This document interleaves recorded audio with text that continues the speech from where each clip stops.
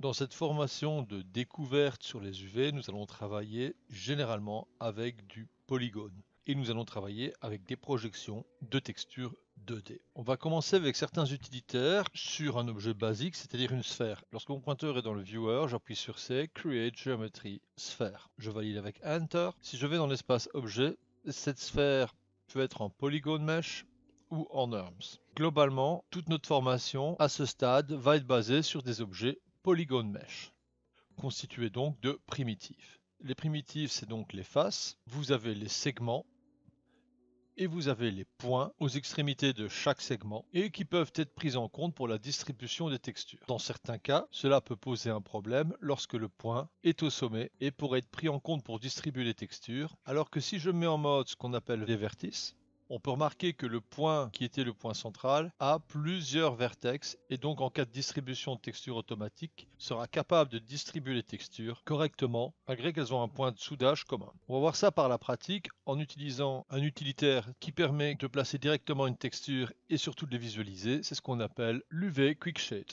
Alors l'UV Quick Shade, on va le mettre dans l'espace objet sans utiliser pour l'instant le shell, surtout qu'on est au stade géométrie. Donc je vais faire Tab, je vais taper UV et je retrouve ici UV Quick Shade.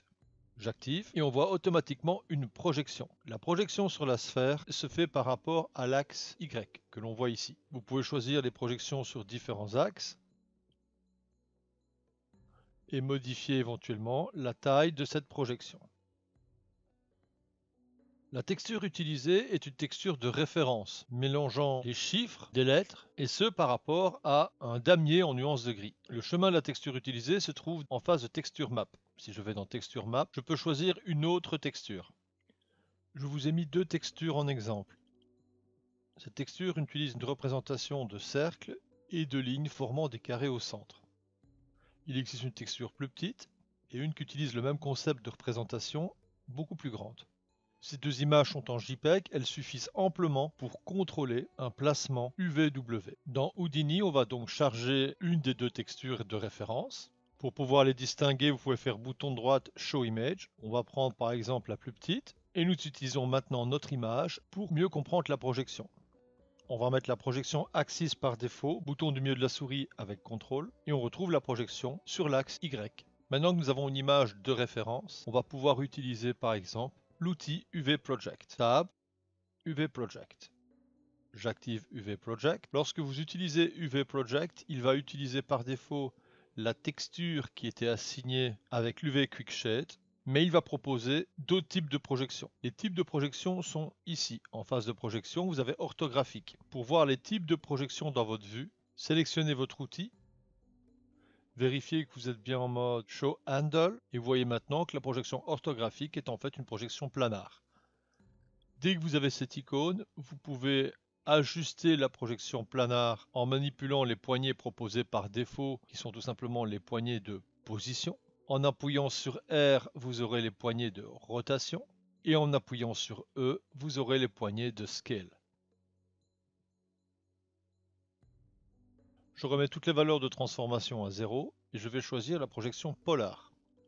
La projection polar est une projection correspondant à la sphère. Vous allez voir que dans ce cas-ci, certaines transformations telles que l'échelle ne servira pas à grand chose. La projection se fait en utilisant les vertices, c'est-à-dire ne va pas utiliser le point commun, mais toutes les informations qui sont au périphérique.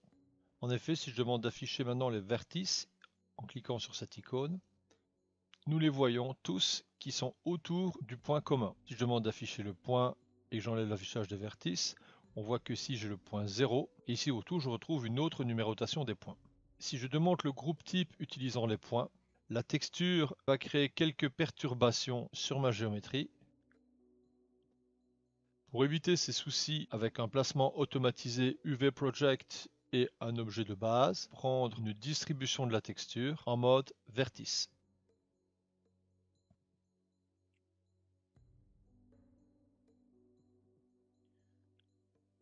Pour connaître les attributions des coordonnées de texture sur votre objet, vous pouvez aller dans D de Display, Marqueur, et vous avez ici UV Coordinate. Et vous retrouvez avec l'œil différentes options filtres. Maintenant, lorsque vous allez afficher les vertices, vous allez avoir toutes les informations de coordonnées de texture qui vont venir s'afficher.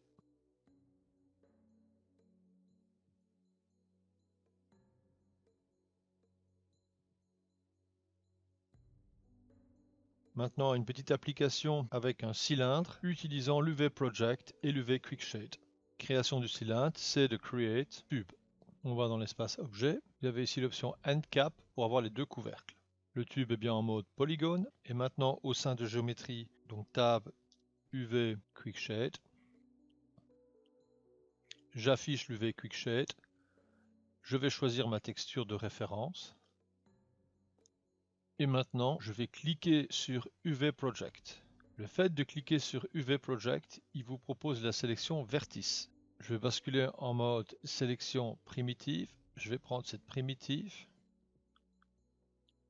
et valider Enter. À ce moment-là, sur cette primitive, je viens de mettre mes coordonnées de texture. Et on remarque que le groupe a été reconnu. Maintenant, j'aimerais bien une autre coordonnée de texture, toujours orthographique, autrement dit planar, mais sur le couvercle du bas. Il y a plusieurs techniques. Nous allons remettre un UV Project. Cliquant sur UV Project dans le shelf, il m'a mis un second UV Project. Dans le groupe, je peux cliquer sur cette icône, basculer en mode segment primitif, choisir cette primitive et valider avec Enter. Maintenant, l'UV Project qui est positionné au centre de l'univers agit sur la face du bas. Pour ajuster le placement de cette coordonnée à la face du bas, vous pouvez tout à fait utiliser les systèmes d'accrochage que l'on va personnaliser. Bouton droite, multi-snapping option.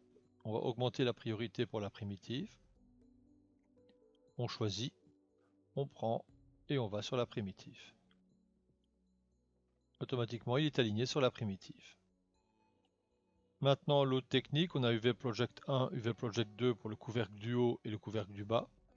C'est de mettre tout simplement Tab UV Project, afficher UV Project et via groupe, basculer en mode primitive, sélectionnez toutes les primitives restantes, excluant ainsi les deux couvercles, et vous faites Enter. Maintenant, si vous revenez sur l'icône de sélection, il est évident que l'UV Project 3 est toujours en mode orthographique. Et il faut avouer que dans ce cas-ci, c'est peu heureux pour cette partie du tube. On va donc choisir un autre type de projection qui est tout simplement cylindrical. Évidemment, dans le cas du cylindre, on l'a déplacé et on aimerait bien l'ajuster directement par rapport au centre. Initialise, et dans les méthodes, vous allez choisir le ZX-Plane et vous cliquez sur Initialise. Voici donc une technique utilisant l'UV Project qui vous permet de contrôler la projection planar du couvercle supérieur, la projection planar du couvercle inférieur et les parties restantes du tube.